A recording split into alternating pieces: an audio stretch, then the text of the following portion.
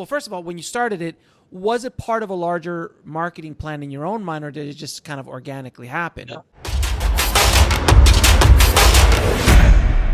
It just kind of organically happened. Like, I was doing music videos for like Futuristic, KID, who's now Kyle, and some other like artists, DY, Hoodie Allen, like in these artists, and it started just growing kind of a fan base for like music videos, independent artists, and then like filmmaking and filmmaking tips, behind the scenes videos. It was kind of a culmination of both of those things. And it was never like my intention. Like I always saw it as a bigger picture, like I said, for me, how to like grow. Because I remember I was in film school. This is a good story. I just thought about this. Okay. I was in film school, and it was my senior year, and I was in my directing class. And for our thesis, we could either make, our short film, thesis film, or the alternative, which was like the alternative and kind of looked down on, was do 3 music videos. I was like, shoot, I'm just going to turn in 3 music videos that I've been shooting, and they'll be like, there's my final. Sure. And,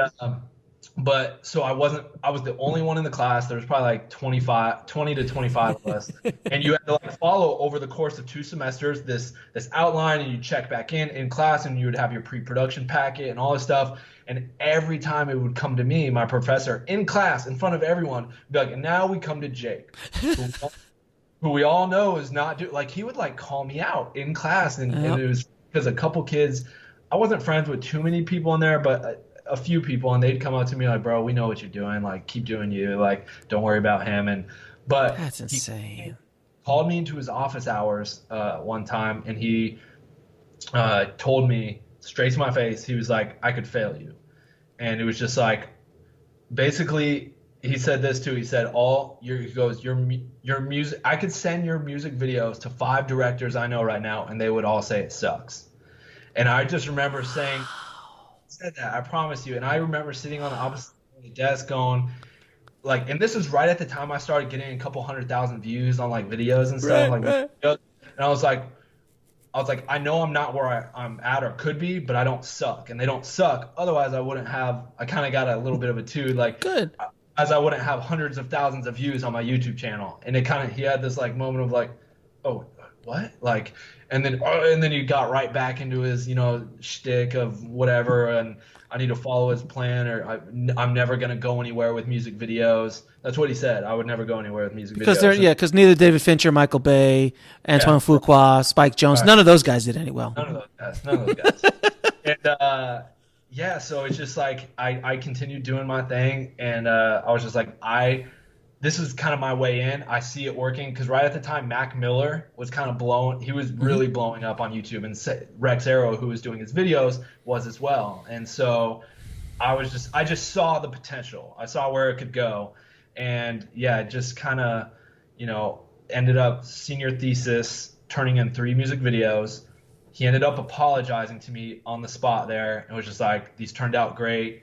I want to say I'm sorry, blah, blah, blah. And now a couple years, later down the road, he was asking me if I would come back and speak to his directing class because I had moved out to LA. I'd been there probably 3 or 4 years, done a bunch of like really cool projects, and it took off kind of rather quickly once I moved to LA. And he was like, hey, do you mind coming back to speaking to my directing class at ASU?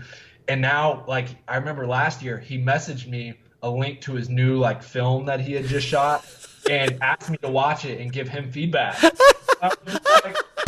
I was like, no way.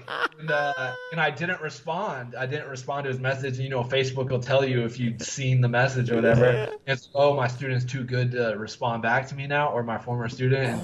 It was crazy. So it's a crazy story. So don't ever let people tell you can't or won't do something. If you got the determination and drive, like, you can make it happen. Because like, what if I was like an impressionable kid and was like, oh yeah, maybe it does suck, and right, and you're done. Maybe these aren't any good, and but I knew, like, I was like, this is what I want to do. It doesn't suck. Like, I feel like I'm good. I see where it, like, I had that confidence and that drive, and so it didn't stop me. But I can only imagine, someone else having a different impact potentially, and so it's crazy that a student or a teacher would even say that to a student. Well, first of all, that is a fantastic story. And the one thing I just want to mention is that you were part of the new generation, and you were figuring new ways out to do the same thing, if not better, than the old generation. He was stuck in his dogmatic way of doing things. Right. I don't find you to be very dogmatic in the way you do things. You're going to be doing it your own way, how you want to do it. And that's how innovation happens. But people that are behind you are scared of change.